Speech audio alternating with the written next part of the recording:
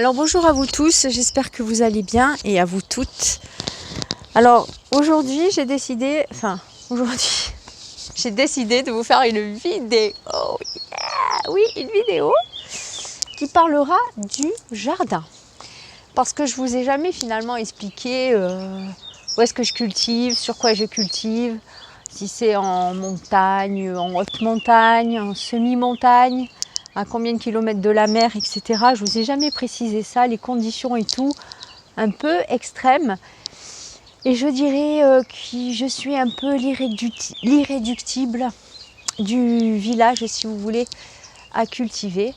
Donc je me présente, Katrina, à côté d'un joli poteau électrique qui vient gâcher le paysage, vous voyez, qu'il ne faut surtout pas toucher et qui est cadenassé. Donc voilà, en fait, donc je vais vous faire la présentation. Donc là, je vous fais la petite présentation pour vous montrer à peu près le décor, pour que vous compreniez bien pourquoi je suis irréductible, alors que les paysans de la région ont abandonné ces cultures-là en restanques. Tout a abandonné, si vous voulez. Les restanques de l'époque étaient très étroites et descendaient de planche en planche, construites avec des murs en pierre que les anciens prenaient, qui construisaient leurs murs, et au fur et à mesure, ils descendaient comme ça jusqu'à la rivière. Il y avait une espèce de système de canal d'eau, donc qui s'est détérioré avec le temps, qui a pu être entretenu. Et les belles planches qui restent assez larges par chez moi sont devenues des planches, si vous voulez, qui sont plutôt attribuées à de la décoration, avec le minimum de potager et la grande piscine. Alors bon, si c'est votre cas, que vous voulez, d'ailleurs je fais une petite publicité pour moi, si vous voulez construire une piscine, je vous conseille les piscines des Joyaux, parce que j'ai des actions là-dessus. Donc bon, ça serait cool d'embaucher voilà, les entreprises des Joyaux. Comme ça me fait une petite capitalisation. Donc voilà, petit message entre parenthèses. Bon, avec un petit chat qui me regarde. Mimi. Donc voilà. Je vais vous montrer toutes les restanques là qui sont abandonnées. Donc je vais passer derrière la caméra, puis je vais vous filmer ça. Donc voilà, cette petite présentation. Donc conditions extrêmes. Je suis entourée de murs, je vais vous faire voir là-bas. L'été, c'est un four. Et l'hiver, le soleil, si vous voulez, est rasant les montagnes. Donc en fait, la planche n'a le soleil que sur le côté, quoi. Je veux dire, n'a pas le soleil de midi, par exemple. Enfin, il est beaucoup plus bas. Donc voilà. Je vais vous montrer ça. Désolée pour le message, à chaque fois, il y a un petit message. Bon. Donc en fait, oui, je suis l'irréductible, mais bon, je pense que, comme tout le monde, vous savez que le jardinage, c'est plus trop une priorité, hein. Je veux dire, maintenant, c'est surtout marginal d'avoir son potager, hein. Bien que, comme je vous dis, c'est quelque chose qui va devenir un luxe par rapport à la qualité, par rapport aussi au changement climatique dans certaines régions, mais apparemment je me suis un peu trompée, c'est pas chez tout le monde. Chez moi c'est assez particulier parce que saison courte, hiver qui se prolonge plus ou moins, et saison chaude d'été, sécheresse, canicule, sec partout. Donc dans ces cas-là, bon, c'est sûr que je peux dire que je suis une irréductible. Et je rajouterai que de toute façon c'est pas mon jardin, et que bon, quand la propriétaire voudra le récupérer ou tout ça, enfin je veux dire, à ce moment-là j'arrêterai, hein, voilà. Je fais ça vraiment pour le plaisir d'être dans la nature, mais si vous voulez, c'est vraiment la nature encore pure, si vous voulez, c'est la nature semi-sauvage. C'est-à-dire que je m'imprègne de cette nature, j'ai l'impression d'être moi-même la nature. Et ça, c'est magnifique, j'adore cette sensation. Donc en fait, bon aussi, j'aime beaucoup semer mes graines, les planter, les voir grandir, faire des plants. Mais si vous voulez, c'est pas une priorité. Bon, c'est une qualité, c'est merveilleux de manger ses propres fèves, de récolter ses haricots. Mais c'est un peu marginal parce que j'en fais pas des productions énormes. Je nourris pas une famille. Moi, c'est pour moi personnellement. Hein, je veux dire, je fais pas à la revente parce que j'ai pas une surface pour faire à la revente. Donc voilà, ça reste, on reste dans cette espèce d'ambiance-là, c'est-à-dire que si vous voulez, voilà, moi l'hiver, j'adore être au jardin, être avec cette espèce d'ambiance un peu endormie, de nature. Donc voilà, c'est un peu tout ça qui fait cette manière pour moi de penser le jardinage, l'agriculture. Donc voilà, je voulais vous mettre dans mon contexte, vous faire partager ce que l'ambiance et ce que je vis au quotidien quand je suis dans le jardin. Et aussi ce que j'aime beaucoup, c'est la création, la créativité. J'aime beaucoup cette créativité et c'est vrai que je ne peux pas tout faire hélas parce que il faut bien que vous sachiez aussi, parce qu'il y en a qui me disaient oui tes plants, t'as qu'à les rentrer chez toi, etc. Mais il faut savoir que le chemin est hyper pentu pour aller au jardin, que pour après aller chez moi, il y a des escaliers et c'est à peu près, je dirais, à 300-400 mètres de la maison, d'accord, mais en escalier et en pente. Alors je ne me vois pas prendre, voilà, j'ai pas de voiture pour venir chercher mes trucs et tout. Il faut remonter, donc non. Quand j'ai décidé de les descendre, que je pense que le climat était bon, je les ai descendus. Ils étaient petits, voilà, j'avais prévu, si c'était passé comme l'année dernière, j'avais prévu de faire comme l'année dernière, mais malheureusement, voilà. Hein, je l'ai dit dans de présentes vidéos. Donc je ne peux pas non plus, vous voyez, parce que il faut bien comprendre que quand on a un jardin qui n'est pas attenant à la maison, la façon de gérer est tout autre. Et pour moi, c'est bien plus facile de gérer un jardin qui est attenant, parce que tu le vois même de ta fenêtre, tu repères ce que tu n'as pas, machin, ou tu sors 5 minutes, tu vas bricoler un truc, tu rentres de suite, tu vas, voilà, tu rentres, tu sors, tu rentres, tu sors.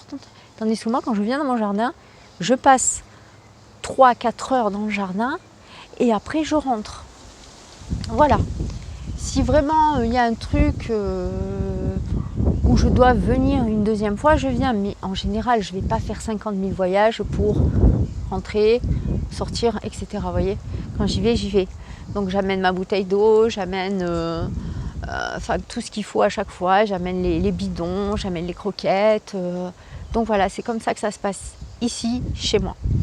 Donc maintenant, je vais passer derrière la caméra et je vais vous montrer un petit peu comment ça se présente pour bien que vous compreniez. Ce sera une vidéo un peu longue, hein, ok ? Je suis un peu désolée, mais c'est vrai que ça sera une vidéo longue, donc il faudra que... Voilà, donc je vais prendre le... Et oui, nous sommes à 8 minutes, bon, ça va. Alors...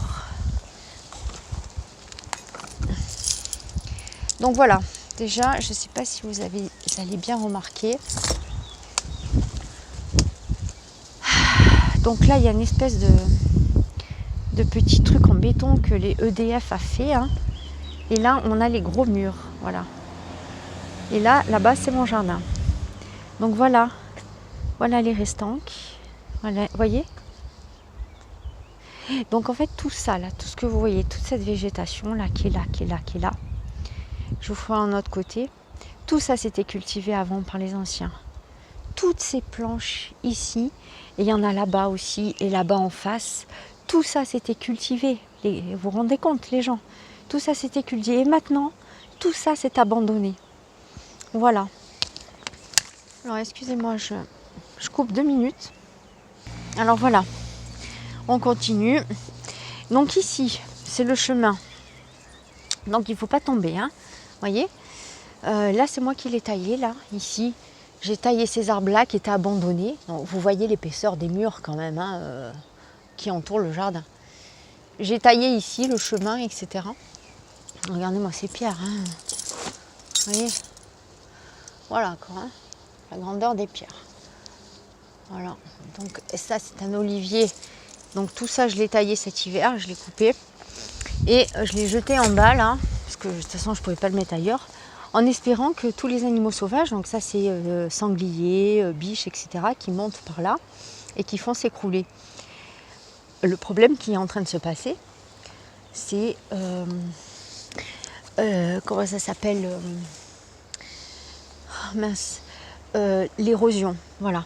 Parce qu'avant, si vous voulez, il y a un joli petit tas là-bas de pierre. En fait, cette terre est très friable, vous voyez, ça s'écroule et tout. Donc ça, l'été, c'est en sécheresse. Hein. Déjà là, il a plu, mais c'est quand même sec. Donc tout ça, vous voyez, cette terre, comme elle ne tient pas, voilà, c'est drôle. Hein. Donc ça s'est éboulé cette année, donc beaucoup d'animaux sauvages sont montés. Et j'ai dû mettre des barres. Alors je ne vous dis pas pour les enfoncer, les pics, ça n'a pas été évident, pour éviter que cette pierre-là ne tombe et qu'il y ait un éboulement beaucoup plus important. Et j'ai mis des bois en travers, mais j'ai pas fini parce qu'il faudrait que j'en mette un là, pour mettre des bois en travers pour éviter que les animaux passent. Parce que j'avais mis ce tas de bois, mais eux ils s'en foutent, ils l'ont fait tomber. Et tout est en bas. Ils m'ont tout fait tomber en bas, alors que j'avais tout posé ici à la base. Vous voyez? Alors ils sont en train de me faire ébouler le chemin, le petit sentier, qui était large de ça, ils ont fait ébouler. Et si ça continue, ils peuvent l'enlever. Vous voyez? Donc s'ils le font tomber, je vais être obligée de monter sur l'arbre pour aller dans mon jardin. Donc voilà le souci, premier souci. Hein. Donc animaux sauvages. Donc je ne sais pas si vous avez des animaux sauvages, vous êtes beaucoup à regarder mes vidéos et à avoir des animaux sauvages que vous devez maîtriser dans votre jardin. Mais bon voilà quoi, hein. C'est pas évident. Ensuite, on va passer au jardin. Donc vous voyez, hein, mur en pierre énorme qui monte. Je ne vous ai pas fait voir aussi avant d'arriver au jardin. Voilà la descente pour aller en bas, faire le tour du jardin. Vous voyez la pente? Est-ce que vous voyez la pente? C'est pas plat, hein, ça descend, vous voyez? Je ne sais pas si je peux vous montrer, mais par exemple avec une pierre, vous allez voir ça de suite. Ok, raté. Alors, on va se mettre là plutôt, voilà. Regardez. Voyez voyez comment ça descend? Regardez. Là, on voit bien là. Voilà, alors t'as pas intérêt de casser la figure hein, sur le chemin. Ok, voilà, et ça descend comme ça tout autour du jardin.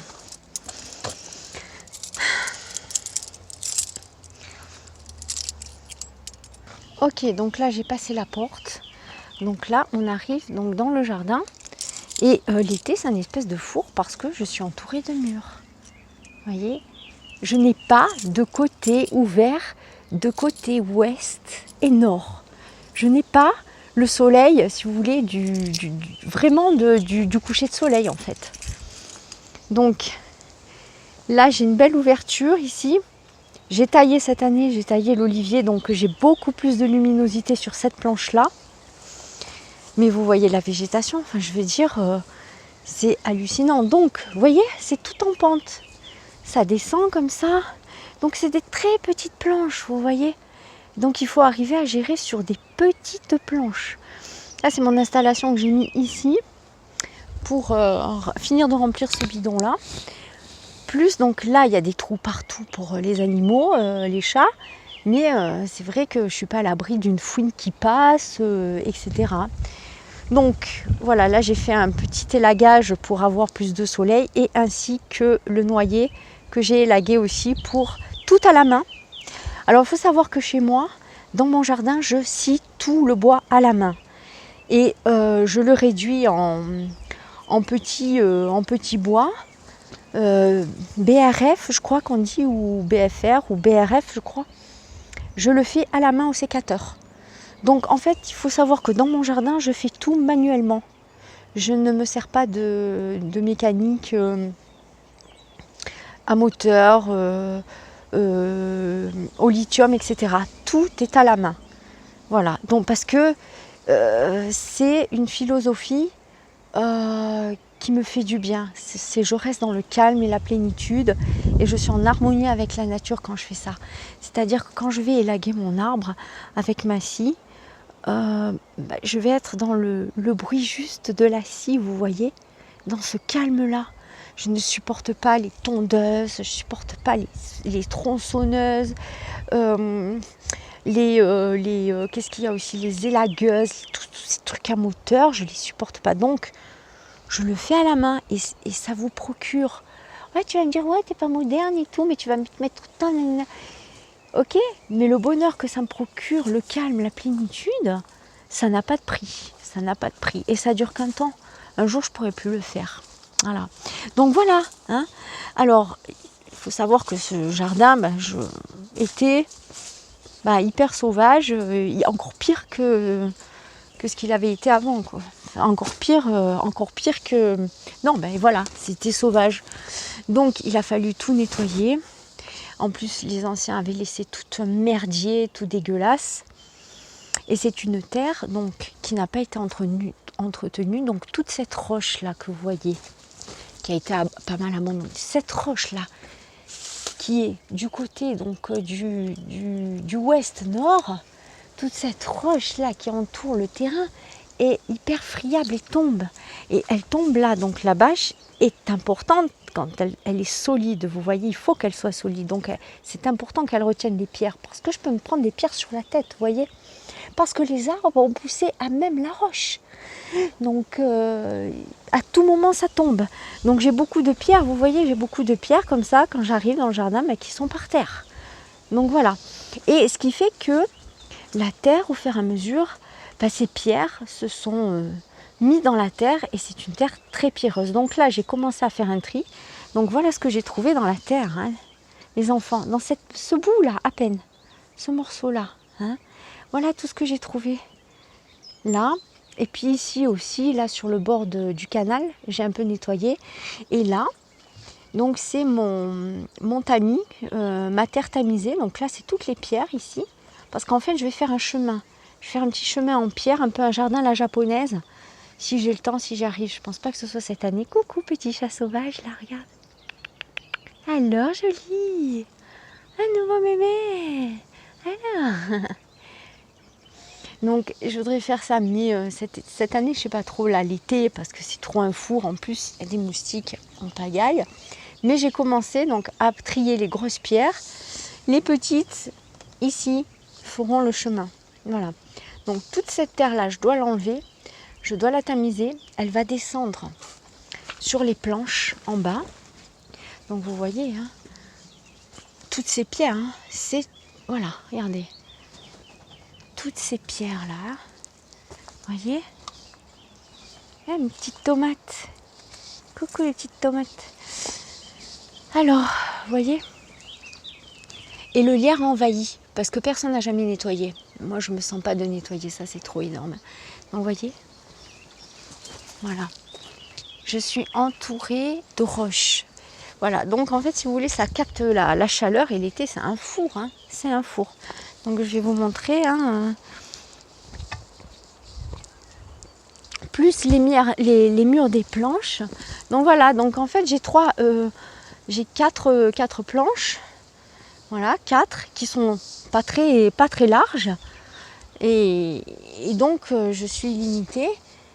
Et mon climat n'est pas évident, hein, parce que donc là, j'ai du tout grillagé parce que j'ai la forêt. Vous voyez, enfin, c'était pas de la forêt à l'époque. C'était des planches, c'était cultivé par les paysans. Mais maintenant, c'est devenu une forêt sauvage.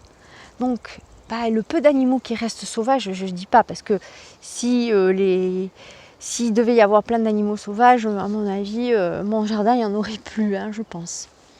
Donc voilà, si vous voulez, ça se présente comme ça, vous voyez. Voilà. Tout ça, c'est de la pierre, de la roche. Voilà. Vous voyez le mur là? Voilà.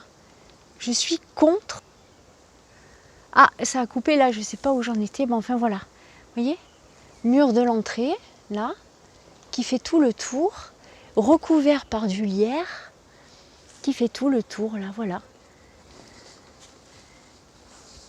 Voilà, voilà. Donc là, on entend déjà les grillons, c'est-à-dire température hyper instable, hyper réactive. Comment je peux dire? C'est-à-dire que de 10 degrés, tu passes à 40 degrés dès qu'il y a le soleil qui se met à taper. Et les légumes morflent, quoi. Morflent. C'est très difficile à cultiver comme ça, franchement. Plus les animaux, vous voyez, qui sont sans arrêt en train de faire... voilà, hein, c'est un défi et en même temps, c'est de la témérité, vraiment. Et de l'hostilité, hein, vraiment. C'est quelque chose d'hostile. Alors, c'est sûr que peut-être un jour, si vraiment j'ai un terrain hyper fastoche, hein, je veux dire, conventionnel, carré, avec la maison à côté, mais je vais bombarder, quoi. Ça va être du Nutella pour moi. Enfin non, pas du Nutella, de la pâte à tartiner, quoi. Ça va être de la rigolade, vous voyez. Tout ça, j'ai grillagé, voilà, à la main, avec du grillage de récup, pour éviter. Puis regarde comment tu marches, quoi, tu vois. Tu marches comme ça pour pas te casser la gueule. Fatalement, c'est c'est un truc de dingue. Donc voilà, je voulais des fois que vous compreniez. Donc là aussi, mur. Donc là, j'ai été obligée de faire un peu d'ombrage, vous voyez, parce que ça pète trop l'été, c'est atroce. Là, j'ai le mur qui s'écroule, donc j'ai mis une barre en fer aussi là pour retenir. Et voilà, quoi. Voilà. Regarde. Ça va être le jour où j'ai un terrain plat avec la maison à côté, mais je vais dépoter à max, quoi. C'est ça que je veux dire. Ça va être du petit lait pour moi. Voilà. Parce que j'ai vécu déjà le truc impossible à vivre, quoi. Voilà. Et je m'y suis pas trop mal débrouillée, en fait, parce que j'ai réussi à manger fèves, tomates, pommes de terre. Certes, qui n'ont pas été productives comme il aurait fallu qu'elles soient productives, mais j'ai quand même réussi à m'alimenter avec les légumes de mon propre jardin, quoi. Mais voilà, c'est là aussi, vous voyez, donc mur de partout. Dès que ça commence à taper, ça va sécher à mort. Hein. Donc le paillage, ici dans mon village, ils me font payer 6 € la botte de foin. Alors, tu vois, 6 € multiplié par 10, ça fait 60. J'en achète 20, ça fait 120 balles. 120 balles, je mange combien de légumes bio durant l'été à la plage, admettons. Donc, c'est plus que, pour moi, c'est plus que produire des légumes. C'est quand même, voilà, une passion de jardiner, quoi. Hein, parce que c'est dans l'extrême, c'est dans l'excès, ça coûte de l'argent. Avec 120 balles, je peux m'acheter des légumes bio, des fraises, des trucs comme ça pour tout l'été, limite, hein, aussi. Hein. C'est ça qu'il faut voir, parce qu'il n'y a pas que ça. Hein. Je veux dire, il y a le temps passé, il y a les semences à acheter. Voilà, après, l'eau, hein, c'est pareil. L'eau, c'est fatigant. Je veux dire, s'il n'y a pas d'eau qui vient, je ne continuerai pas parce que moi, ça me fatigue le cœur. Hein, j'ai plus l'âge aussi. Hein, je veux dire, j'ai pas envie de péter pour 3 légumes. Hein. D'accord?